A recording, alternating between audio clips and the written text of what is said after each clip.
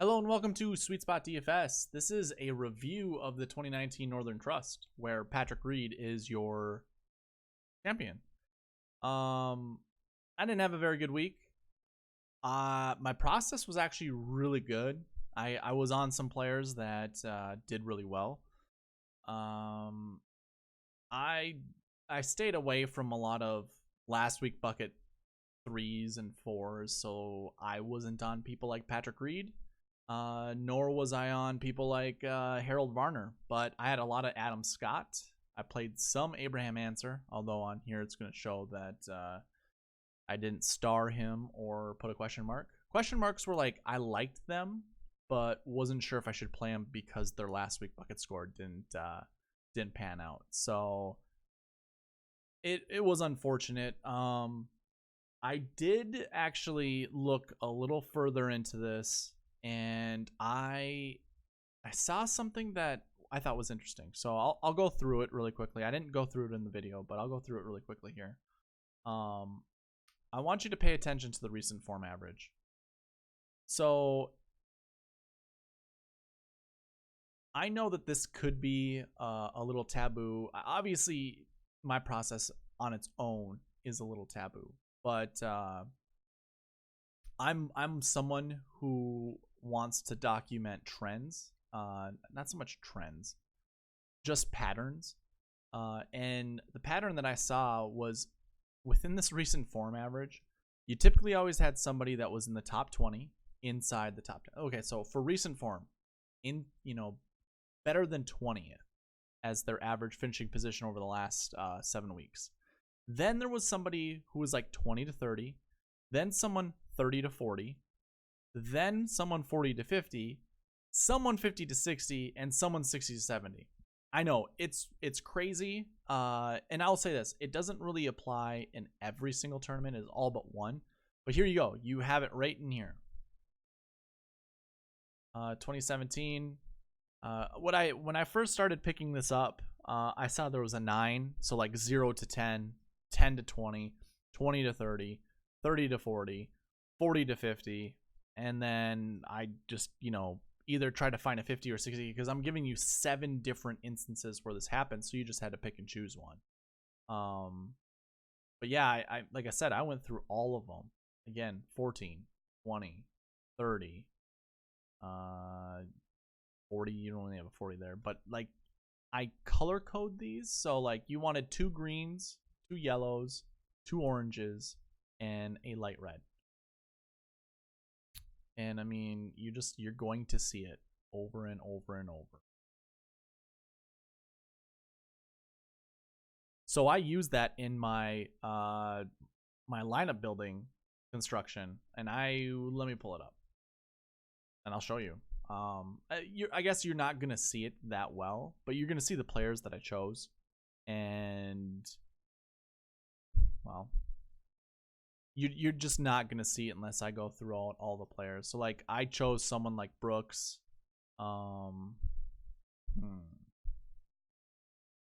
So Brooks had a recent form average of 31. Then Justin Thomas had one of 19.67. So Justin Thomas was like my big one that was in that light green. When it should have been someone here. Let me just go through it.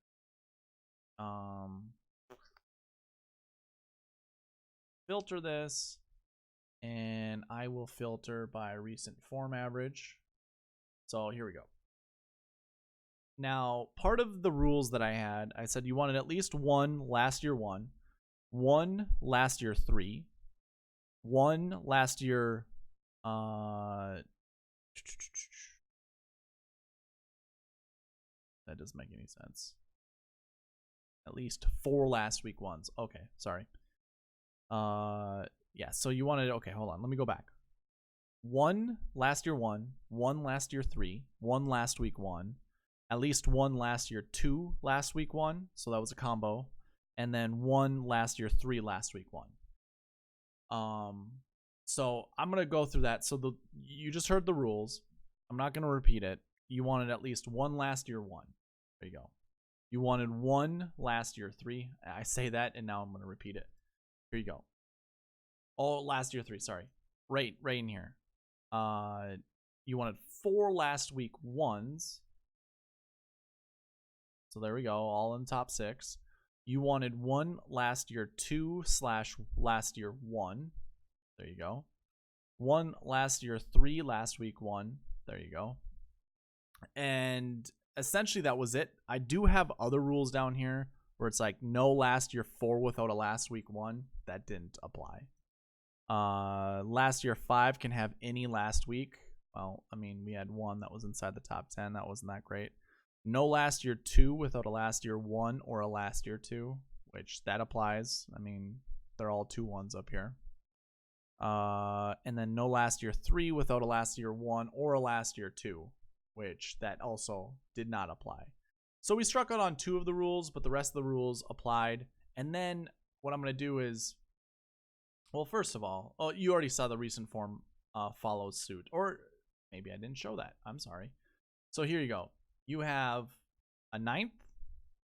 Okay, so you have 0 to 10 here, 10 to 20, 20 to 30, 30 to 40, 40 to 50, 50 to 60, 60 to 70. I know that could be happenstance, but I do think there's something to it. Part of it is the last week of the PGA, well, the last couple tournaments in the PGA Tour. So you're going to have a bunch of different recent forms popping up. And really, it's probably just a numbers game, honestly. There's probably enough 60 to 80 recent form averages that at least one of them is going to finish inside the top 10. And then the bulk of the recent forms are going to be 40 to 60. And here, this is something I don't show all the time. Or I don't even tell you guys about this. But I do account. And I have not updated this, but I'm going to show you for the main reason of these counts down here. So in this tournament, you had 50 golfers between 40 to 60 for recent form. You had 28 golfers between 60 and 80. So, I mean, there was enough there. And I told you that the 40 to 60 was the highest range, and then 33, 20 to 40. So just within that, you're going to find a lot of golfers inside, the top 10, probably, well, top 10 is what we're looking at. So it just follows that model, and I just picked the wrong guys. I was on Adam Scott. I had question marked Patrick Reed because I wasn't sure. Abraham Answer was a good one, just out of the blue. Nothing was popping up for him for anyone else. I don't think you would have played Abraham Answer for just a random reason. John Rahm was one of those 10K guys that was just kind of not being talked about much, but his recent form was fantastic.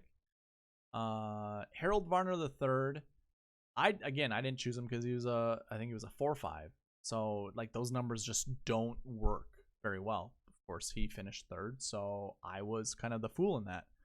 But yeah, enough of that. I'm going to come back and we'll talk about the optimal lineups, but I'm going to go right back into this because I wanted to go by the recent form average. So I wanted to find someone here inside the top 10, that 0 to 10. So I had Tommy, John Rahm, and Shane Lowry. Now, Shane Lowry only had 1 tournament, so I excused him from any of this because I was really only choosing golfers that had at least 2 rounds under their belt for recent form. And I know Shane Lowry played some European events, but I don't include that information on here. Prior to the Open. Let me rewind. He had more tournaments under his belt prior to the Open, but I only have stats from the Open. I don't have those other European that were right before it, so I didn't include it. But he did not qualify for that 0 to 10. Just for the recent form thing, he didn't qualify for it. So it was between Tommy Fleetwood and John Rahm, and the $600 allowed me, difference, allowed me to do a little bit more. Plus, Tommy was a 2-1, and there weren't many 1-1s that I liked, so it was quite the dilemma. It was between John Rahm, Justin Rose, really. Francesco and Xander. Let me take that back. I played a lot of Xander also, and obviously Xander missed the cut, so that was no good. But if I had started with Rahm, came down here, and instead of going with Justin Thomas, because Justin Thomas I think was in about 50% of my lineups. Like I really liked Justin Thomas last week. And if I just pivoted half of those shares to everyone around him, I would have had a couple more Patrick Reed lineups. Just out of the number game. So that was kind of unfortunate, because this was the range I was choosing from, was between Webb Simpson, Colin Morikawa, and I didn't play any Colin Morikawa. I didn't play any Webb Simpson. So it was really just between Justin Rose, Patrick Reed, and Justin Thomas. Well, I played a lot of Justin Thomas. I played a sparingly amount of Justin Rose and very little Patrick Reed. I personally, just like everyone else in the golf community, we can't stand Patrick Reed. I'm one of those that can't really stand him. So basically, my biases really played against me, because I allowed myself to go overweight on Justin Thomas, which obviously, when you're trying to make a lot of money on these contests, it's best to go overweight on players that you think are going to do well. This is one of those arguments you can make against, saying, well, if you hadn't, you could have got more shares of Patrick Reed, which in certain tournaments could have either been a winning lineup or not. But that was your 10 to 20 range. So, I mean, like, breaking it down like this, you could come up with a lot of good lineup theories or just construction ideas. And again, unfortunately, I went with Thomas instead of Reed. But again, I'm not disappointed in it, because now it becomes like a multi-layered process, and I'm probably going to do recent form quite a bit. Last year I did that, like that was before I got into the last last week bucket stuff. I was really into just doing recent form, and I would rank golfers based off of recent form and tournament history or course history. And I would color code them based off of the recent form average. I'm still going to color code probably based off of the last year buckets, but what was awesome about constructing these lineups is I could sort by the recent form average, and then select my 2-1s or my 3-1s or my 3-3s or, you know, anything like that. It got me on someone like Louis.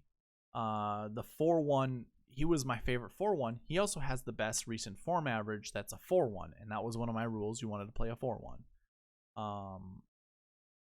So I played quite a bit of Louis, which was good.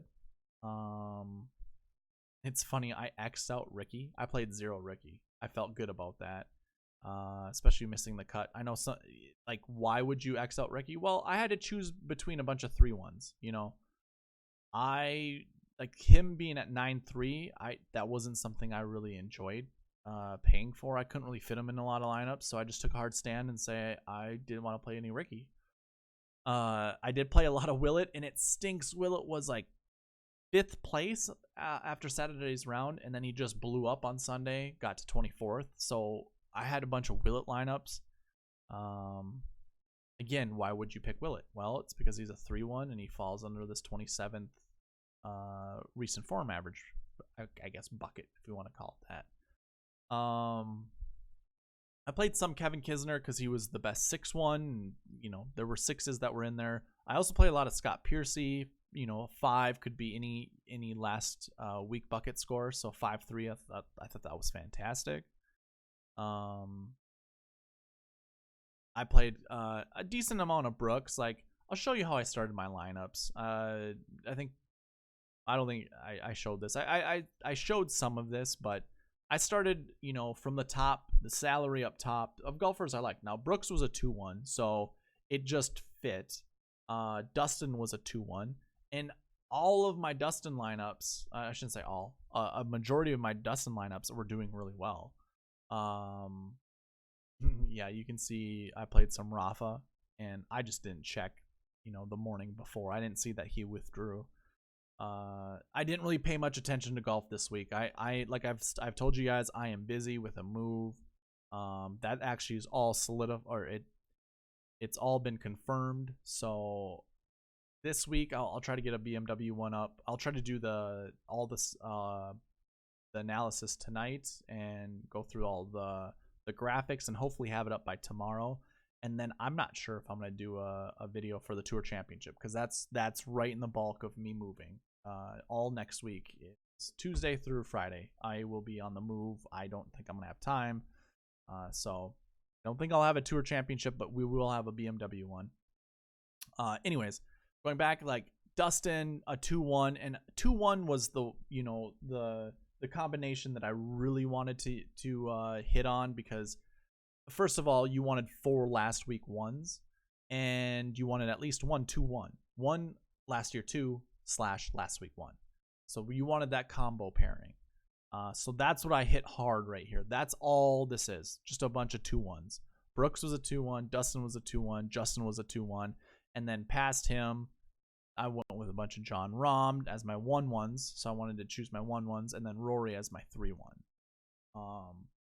And I mean, like, those weren't bad starting positions. Like, I limited myself from Brooks. I wanted to play him. I did not want to lose out on him doing well.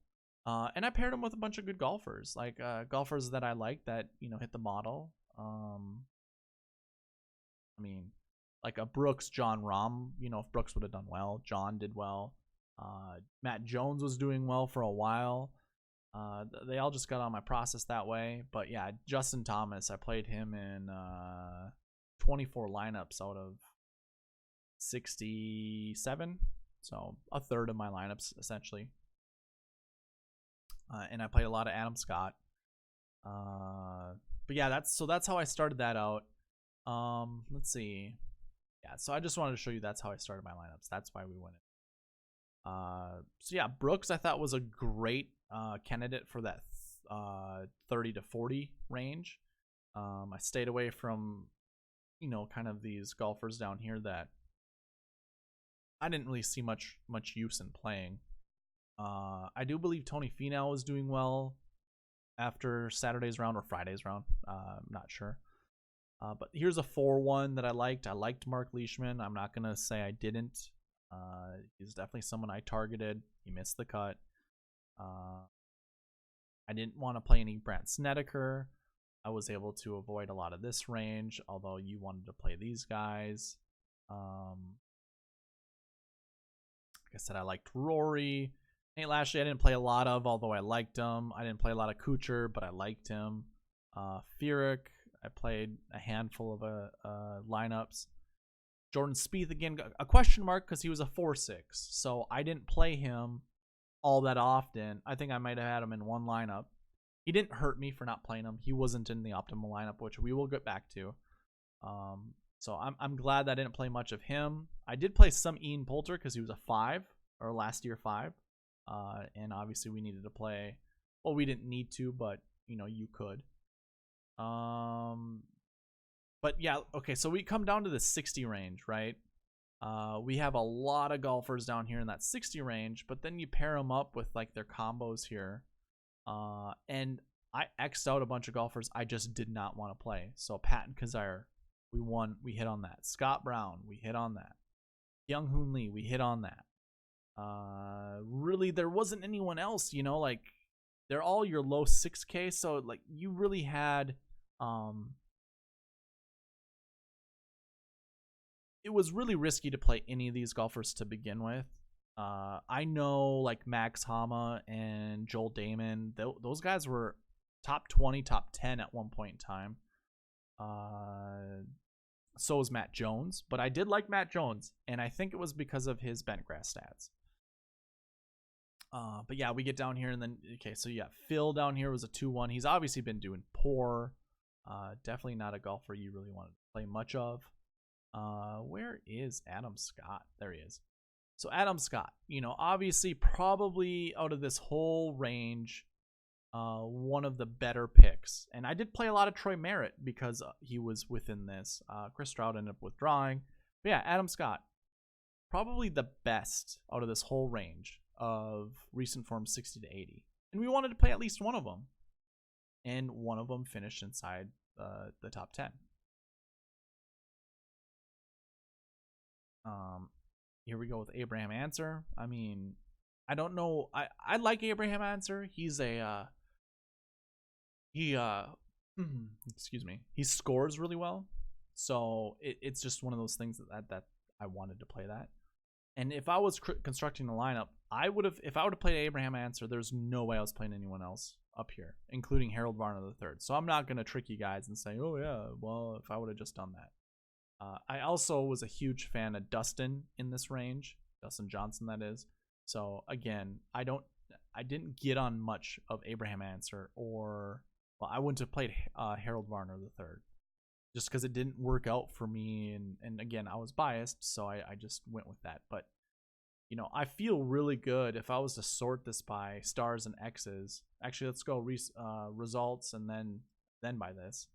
Oh, I missed out on 4 guys inside the top 20, but really 1 guy inside the top 10. And I'm okay with that. The rest of them, I mean, Billy Horschel being one of the more expensive guys. A lot of people were on him. 21st probably didn't hurt you, but I'm glad I didn't, you know, invest that much into him. But then, like, I hit on all of these X's. You know, I had a feeling I didn't like them, whether it was their combo, you know, 2-5, 3-5, 6-3, 2-2. I know 2-2 was one of those that you wanted to play. But like, all these combos I did not like. And I think there's something to it. Obviously Phil being a 2-1, obviously 2-1s were something I was targeting, but Phil's just been awful, you know. And if I was to choose between Phil or Adam Scott, you know, with that recent form, somewhere between 60 and 80, it was Adam Scott all the way. So let's not bore you with the rest of that. Let's go back to the optimal lineup. I just want to show you that because I do it all the time.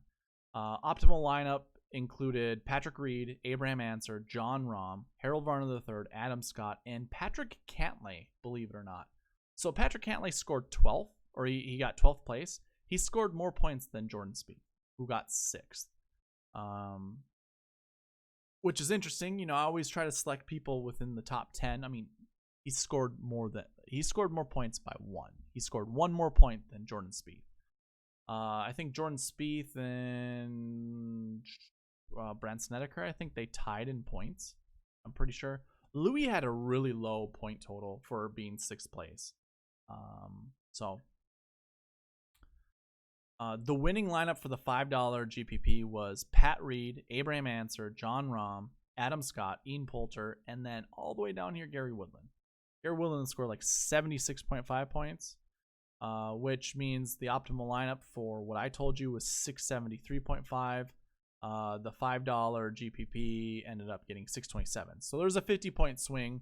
You know, I mean, they chose Gary Woodland. You could have played anyone above Gary Woodland, and especially cheaper. 7,800. Rory Sabatini, Sungjae Im, Ches Reavie. I mean, just a bunch of people you could have played over Gary Woodland, and you would have taken down the $5 GPP following that same lineup, of course.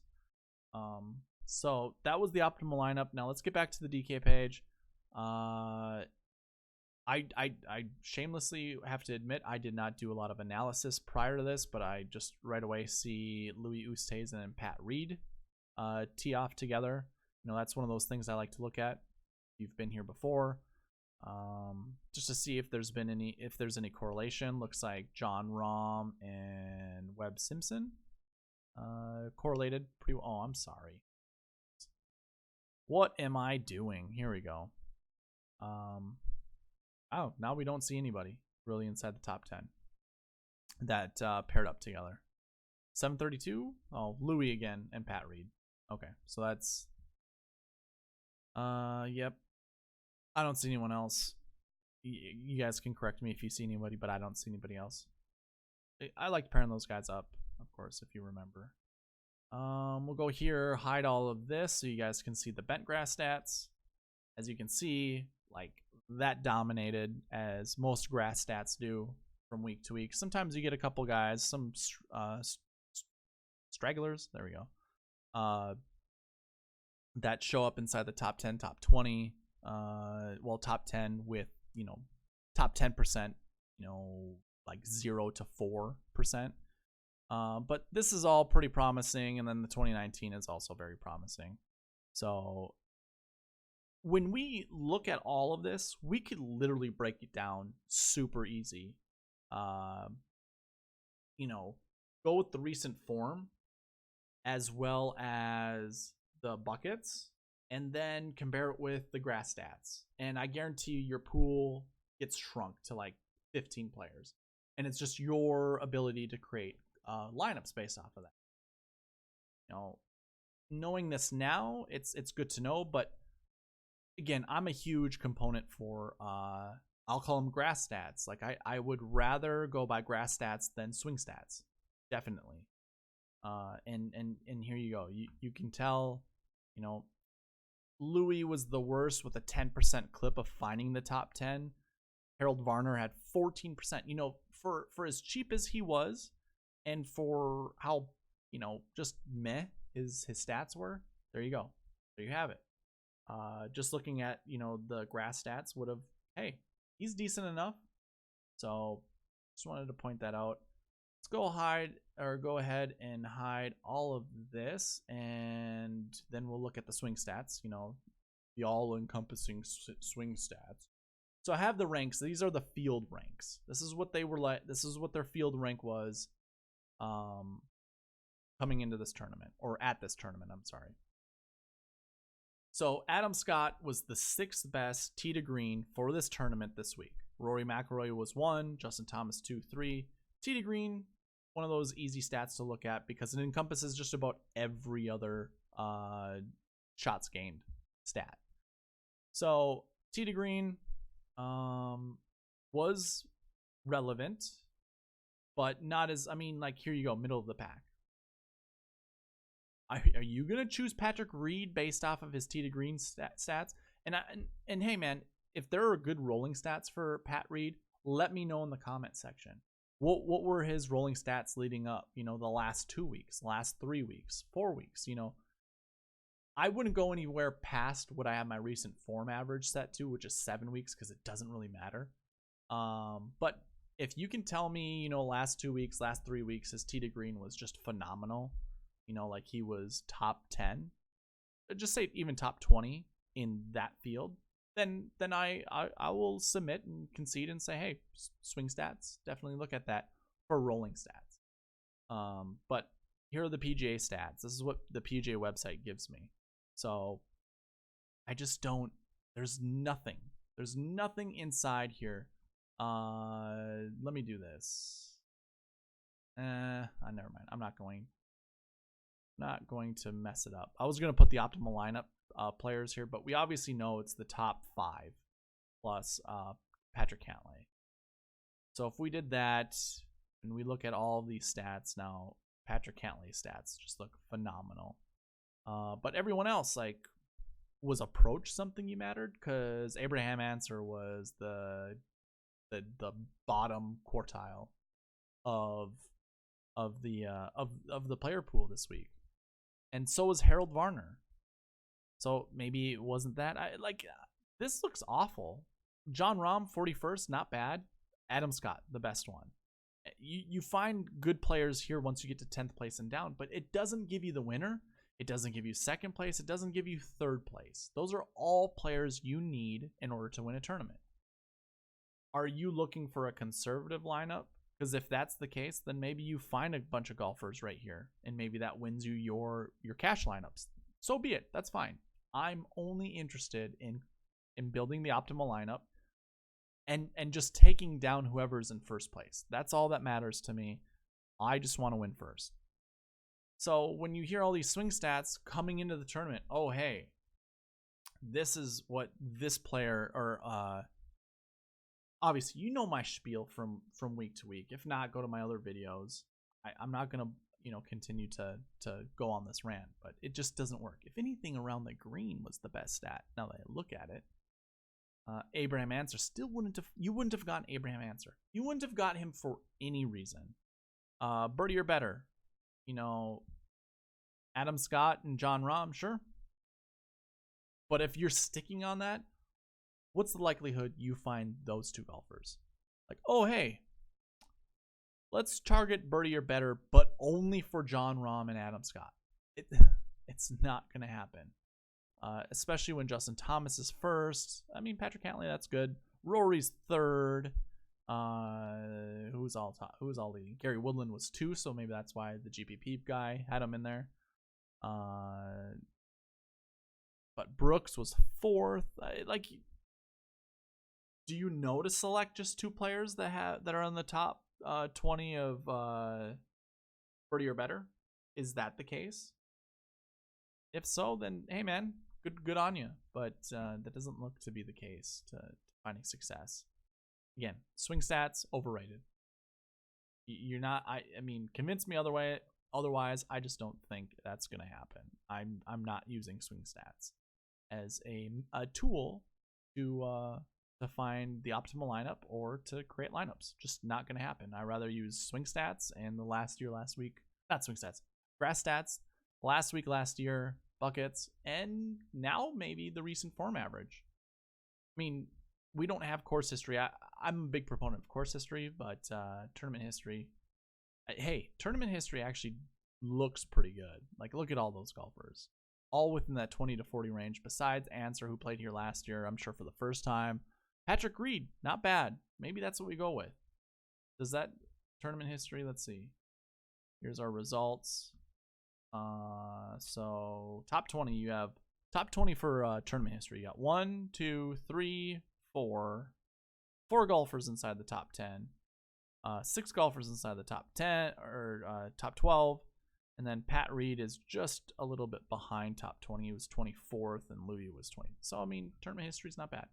That's actually, so it's all together, and maybe that's how we should analyze that when we made our stats or our lineups. Just didn't happen, but I'm going to end the video there. That was probably a little longer than I usually do with reviews, but it also incorporated a little, something new with the recent form average, you know, trying to find the different combinations and constructing lineups that way. I'm going to check with the BMW. I think the buckets are going to actually be better for the BMW than they were for this because, well, I'll take that back. We had the Wyndham prior to this. I was thinking that there was a tournament that was brand new prior to this, but it wasn't. Yeah, the 4-3, 4-5, that kind of, you know, just threw me off, especially with the 3-3. But I wasn't gonna play Brent, and you didn't need to play Brent, so I'm not too concerned about that. But you did need to play Harold Varner III and Pat Reed, and I wouldn't have played 2 4s, honestly. And if the notes show otherwise, like if I see a combination here that shows more than 2 4, well, 4-1, 4-1, that was my rule, right? 4 1s, nothing but 4 1s. So, and it was 4 1s and 3 1s. Like, I didn't do anything else with any 3 because I didn't see it. But that's what happens sometimes when you're a little too stubborn and don't take the risk or the chance to go try different constructions. So we'll see how the BMW goes. Again, I like the process this week. Hopefully the process works next week. I have a really good feeling. It's a limited field. I think we're going to be able to really hone in on the players that we want to select, and we'll have more fun constructing lineups because there will be limited ways to construct a lineup based off of this process. So I do like that, and I will see you in that next video. Hopefully it's tomorrow. Have a good weekend, or not a good weekend, jeez. Have a good week. I will see you in the next video. All right, bye.